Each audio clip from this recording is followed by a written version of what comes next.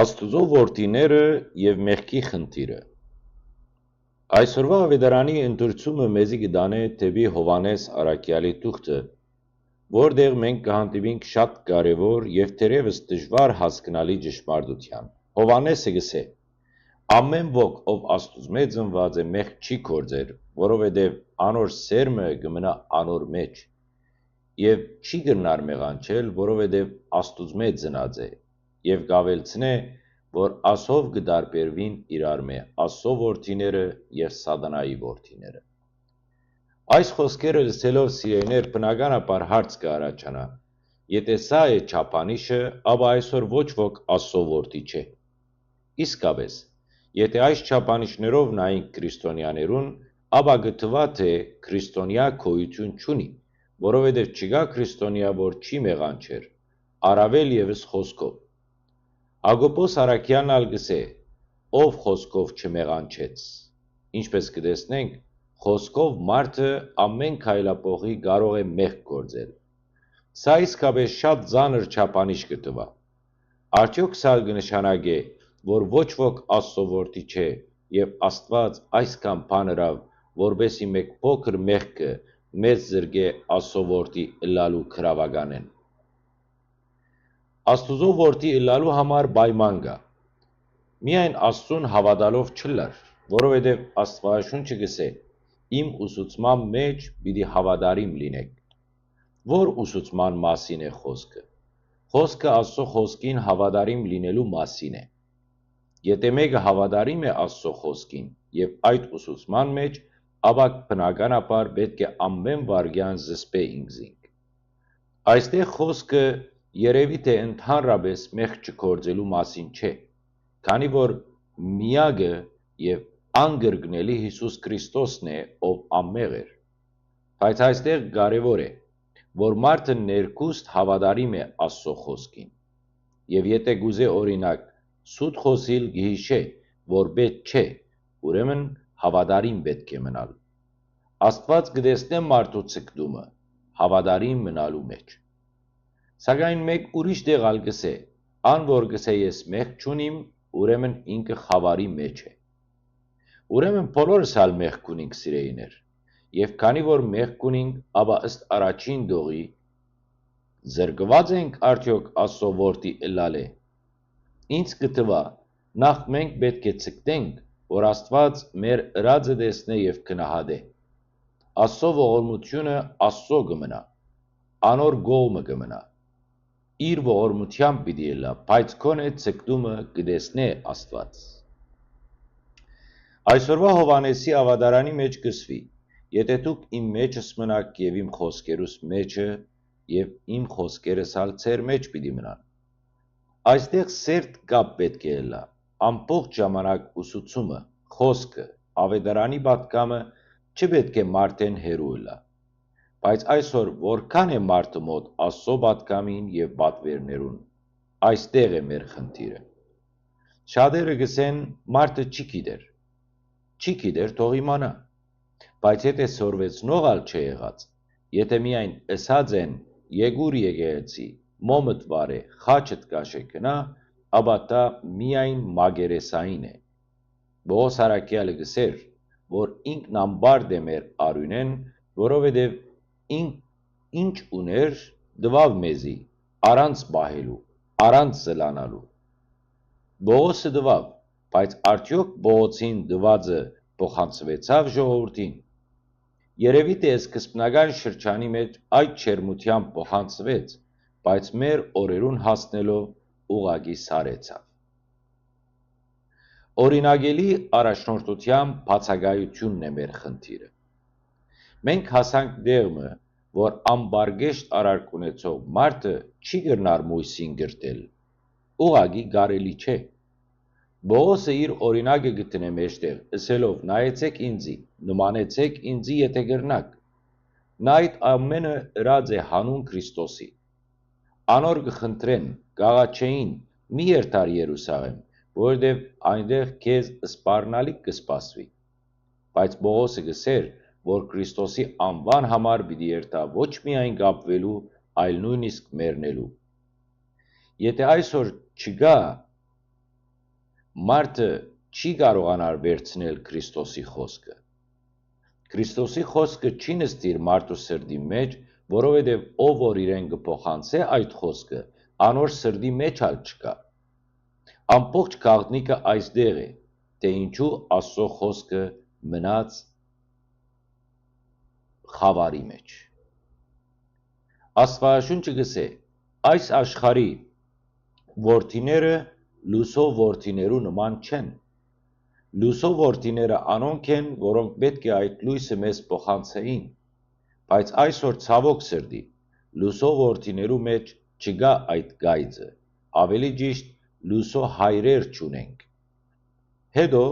գսեն մեզի ըսեք հայր, մեզի գոչեք դեր, լավ, ըսենք սիրով, բայց եթե չեմ տեսներ այդ հայրությունը, չեմ տեսներ այդ դերությունը, ապա մնացած է միայն անունը։ Երկու դիրոջ կարելի չէ ծառայել։ Աստծո որդին Աստծո ժառանգորդ ըլլալու համար պայման կա։ Միայն ասելով չէ։ Այսօր ամեն քրիստոնյայի հարցնես, իր մե լավ քրիստոնյա չկա, բայց քրիստոնյա ըլլալու համար պայման կա։ Թերահավատություն կա այսօրվա ամենալավ հավատացյալի մոտ անգամ։ Եվ այդ թերահավատությունը, այդ մեղքը գզրգեն մարդուն հոգևոր օրհնություններեն, գզրգեն նաև դիրոջ հանգստի մեջ մտնելու խոստում են։ Մեր ժողովուրդը այսօր հոգնած է, զանրապերված է, մոլորված վիճակի մեջ է։ Գիտեք ինչու։ Որովհետև մեգական դողերը, որոնք պետք է բացատրվեն, չեն բացատրվիր։ Գսե, որդյակներ, թող ոչ ոք ձեզ չխաբե։ Հիմա ով են այն խաբողները։ Կառավարությունը կխաբե, թե հոգևոր առաջնորդները։ Մենք կխաբվենք ամեն տեղեն։ Այստեղ ժողովուրդը մոլորված է եւ անոր համար ալ հասած է այս աստիճանի։ Հիմա ժողովուրդը արդեն չի վստահեր նույնիսկ անոր, ով ճշմարտությունը գսե։ Գսե, դեսնես սա մեզ որտեղ պիտի խաբե։ Ճշմարիտ ճանապարհը։ Եթե Աստծո խոսքը չպիտի մեզ հանե այս վիճակեն, ուրեմն մենք կորսված ենք։ Բայց այսօրվա Հովհաննեսի տուղթը շատ գրավեց մեր ուշադրությունը անով, որ գսե. սրանով դարբերվում են միմյանցից Աստծո որդիները եւ Սադանայի որդիները։ Մեր ժողովուրդը չի ուզում դարբերել։ Ինքը կգարձե, որ Աստծո որդի է, կհավատա իր չափով եւ իր ցևով, եւ չուզեր տեսնել ոչ իր եւ ոչ ալ դիմացինի մեղքերը։ Մեր խոսքը հիմա հավատացյալներու մասին է։ Անհավատներու մասին Պողոսն ալ իր տուղթերու մեջ հավատացյալներուն կգրե։ Հովհաննեսն ալ իր հավատացյալներուն համար գրած է։ Անհավատներ արդեն չեն հավատար, բայց մեր հավատացյալները, որոնք կսեն ես կհավատամ Աստծո եւ իմ հավատքը ինձ բավական է, շատ խորանալ պետք չէ, իրենք ալ չեն գիտեր, որ այդպես չէ։ Հիմա ով ալ իր Աստծուն կհավատա, իր Աստվածն ալ իրեն ամեն ինչ թույլ կտա։ Անոր համար ինքը մեղք կգործե Աստծուն ճանչնալով հանդերձ, այսինքն ամեն մեկը իր համար ինքն իր Աստվածն է սարքած, սկսած կաթողիկոսից մինչև հավատացյալ։ Այսօր ամեն մարդ իր համար գաբրի եւ բոլորը իրար գշոյեն. վայ քո Աստվածը ինչ լավն է, վայ իմ Աստվածը ինչ լավն է։ Բայց իրականության մեջ Հովհաննեսը գսե շատ բարձ. ամեն ոք, ով Աստուծմե ծնված է, մեղք չի գործեր։ Վերջ։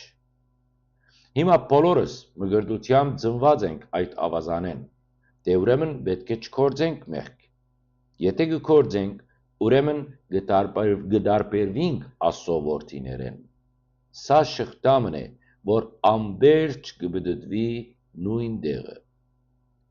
Մովսեսը 40 տարի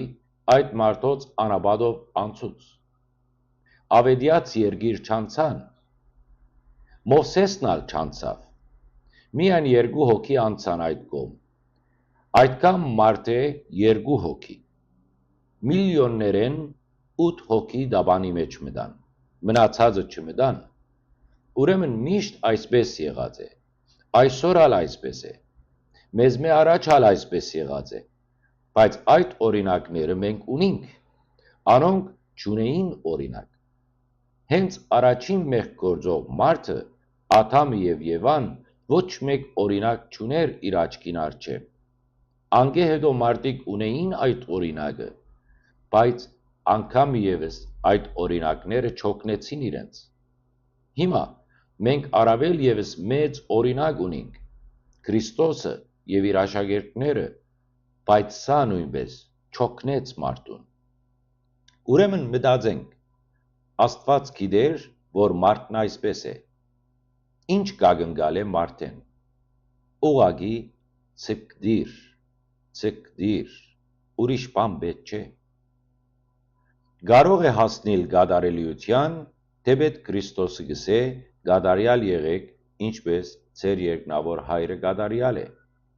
բայց Աստված կուզե մեր ցկդումը, որովհետև դա ամեն մեկն ալ գսե, ես կցկդիմ իմ կարողության, ըստ անհնարավորության, ինչքան որ կարող եմ,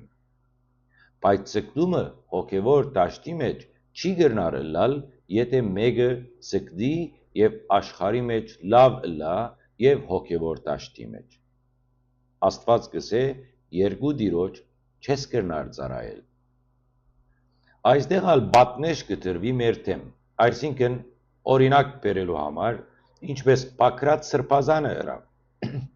մեկ կողմը կծառայե եկեղեցու, մյուս կողմը կծառայե քաղաքականությանը, ինչպես պիտի ելասա,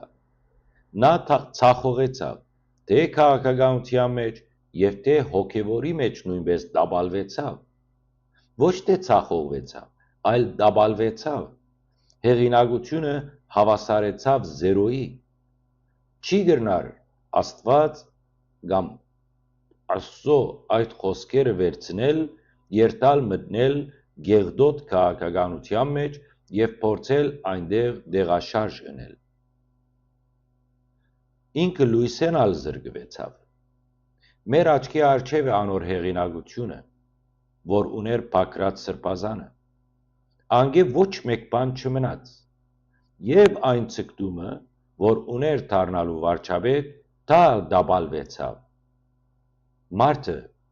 իր խելքի պատճառով դուժեց, հիմա ըսվեցավ, որ երկու դիրոջ չես կրնար ծառայել, Պակրատ սրբազանը պետք է այդ պատգամը անկիր իր համար գբցներ իր կաբինետի դրանը, որ երկու դիրոջ չեմ կարող ծառայել, կամ հոգևորական եմ, կամ գսարիմ այդ հոգևորականութենեն, երթամ գտարնամ քաղաքական գործիչ, անոր համար ալ երևի սարեցուցին իրեն, սարեցուցին, այնտեղ ալ չհաջողեցավ, որովհետև քաղաքականության մեջ քաղաքականությունը ամբողջովին կեղծիք է, եկեղեցու թերը եւ աբական, բայց ասեմ, որ Պակրատ սրբազանը միակը չէր, որ մեկ հոգևորական է այսօր Հայաստանի մեջ, մյուս բարձրաստիճան հոգևորականներն ալ, որ ժամանակին հարկանք ունեին, ինչպես Միքայել Աչաբահյանը, խոսքը գշիր ուներ, երբ ավետարան կքարոզեր, հետո ելավ, մտավ քաղաքականության մեջ, պաշտպանեց իր քաղաքական եղբորը Պակրատ սրբազանին եւ նույն վիճակի մեջ հայտնվեցավ, հետո ստիպված եղավ ինքնապաշտպանության համար գոպտել, վիրավորել մարդոց, դքետ անվանել, խաժամուժ անվանել եւ այլն, ինչ ըսեք ըսավ, հիմա ինքնալ ոչ քաղաքական դաշտի մեջ հաջողվեցավ եւ դաբալվեցավ իր հոգևոր նկարակիրը եւ առավել եւս վնասվեցավ եկեղեցվո նկարակիրը եւ այսպես բոլորս վնասվեցանք, ով է տված օրհնությունը, որպես հոգևորական երթա քաղաքական դաշտի մեջ եւ այլն, իր հայրապետը տվավ, որովհետև ինքը ասավ, որ առանց հայրապետիս ես բամը չեմ եներ, հայրապետը տվավ, երևի գագնգալ էր, որ իր սպասավորը գերտա, գտարնա վարչապետ եւ հարցերն այլ գերբ գլուծվին։ Բայց որ ցախողեցավ, այս մարդը մնաց փողոցի մեջ։ Դեր չգանկնեցան անոր, որովհետև իր ծառայության վայրի մեջ ուրիշ մարդ նշանակվեցավ։ Կնշանակե ինքն այնտեղ չի գրնար երթալ եւ երես չունի երթալու, որովհետև այդ ամբողջը իր ճանապարհեն որ երթա դառնա վարչապետ գնաց եւ ոչ մեկ բան չդարձավ եւ յետալ չընդունեցին եւ պիտի չընդունին։ Սիրելիներ, շատ խարմ վիճակ է։ Ով դատախվի քաղաքականության գործի մեջ կբարդավորվի եւ գարադավորվի։ Հոգևորականը շատ իրավունք ունի խոսելու քաղաքականութենեն, մարդոց ճշմարիտ ճանապարհի վրա պահելու, որ միակ վերջին խոսքը Քրիստոսինն է։ Մի դարվի կանով։ Ես շատ կուզեմ, որ հոգևորականը Աստվածաշնչով մարդոց ուղղություն ցույց տա, թե որ քաղաքական գործիչը կարող ենք ընտրել, որուն կարող ենք ենթարկվել, որուն դեմ կարող ենք ընդվզիլ, բայց ոչ թե ինքը անցամբ մտնե այդ գործի մեջ։ Ես նույնիսկ ժամանակը գերազեի եւ գսեի, որ մեր ցանկացած քաղաքական գործի կամ երկրի ղեկավարի գողքը պետք է հմուտ հոգևորական մըլա, որ ամեն վարքյան անոր ցույց տա, թե Աստված ինչպես վարվեցավ այս դեպքին եւ դուն ինչպես պիտի վարվիս։ Բայց չեմ գիտեր, երևի միամիտ երազանք էր։ Դա դեղի չունենար։ Ինչպես Քրիստոս ասավ, առանց ինձի ոչինչ չեք կարող անել։ Այդ ամենաարդի պատկամ է։ Եզրակացնենք, սիրելիներ, Հովհաննեսի թուղթով նա գրգին գսե, որ առանց Աստծո ոչ ոք չեք կրնար ըլլալ, չեք կրնար Աստծո որդի ըլլալ։ Առանց Աստծո պատկամը կատարելու ուղղակի չեք կրնար։ Մի փորձեք եւ մի ալ երևակայեցեք։ Ամբողջ խնդիրը այնտեղ է, որ հիմա հոգևորականն հավատացյալն գուզեն երևալ եւ ոչ թե ըլլալ։ Ամբողջ խնդիրը այստեղ է։ Այստեղ գսե եղեք, որ ըլլակ եւ մեղք չկործեք։ Սիրելիներ, իմ նպատակս է, որ դուք դարբերեք սևը ջերմագեն, գեղձը օրինակենելիեն, ժպիտը մատնելեն, հավատացյալը փարիսեցիեն եւ կահանան սպիտակեցրած գերեզմանեն։ Ես պիտի շարունակեմ իմ առաքելությունը, թեկուզ մեկ հետևորդ ունենամ։ Եթե անգամ մեկ հոգի հասկնա ու արթնա, առաքելությունս բավարար կհամարեմ եւ վստահորեն կրնամ ասել, ես ամբարդ եմ ձեր արյունեն։ Այսօրվա մեր քարոզը Հովհաննեսի թուղթի խորհրդավոր խոսքերեն սկսավ Աստծո որդիների եւ մեղքի հարցով, որտեղ ընդգծվեցավ ճշմարտությունը եւ ճշմարիտ հավատարմության ցկտման կարեւորությունը։ Մենք տեսանք, թե ինչպես առանց ինձի ոչ մեկ բան չեք կրնար անել գսե Տերը Հովհաննես 15:5-ի մեջ։ Պատկամը Քրիստոսի բերանեն գտարնա մեր կյանքի անգյունակարը, հատկապես երբ խոսքը կվերապերի հոգևոր առաջնորդությանը եւ աշխարհիկ գործերուն միաժամանակ ծառայելուն։ Ինչպես ասվեցավ, երկու դիրոց ծառայելը անհնար է եւ այն կհանգեցնե տաբանման, ինչպես Պակրատ սրբազանի օրինակը ցույց տվավ։ Մենք պետք է դարբերենք լույսը խավարեն, ճշմարտությունը գեղձիկեն, հիշելով, որ մեր հավատքը պետք է արմատացած լա Աստծո խոսքի մեջ, այլ ոչ թե մարդկային սպասումներու կամ անձնական շահերու։ Միայն այդ ճանապարհով կարող ենք իսկապես Աստծո որդիներ ըլլալ։ Մնացեք սիրով, մնացեք խաղաղությամբ, մինչ վաղը տեսնվելու հույսով կողջունեմ ձեզ եւ Քրիստոսի սիրով կսիրեմ ձեզ բոլորդ։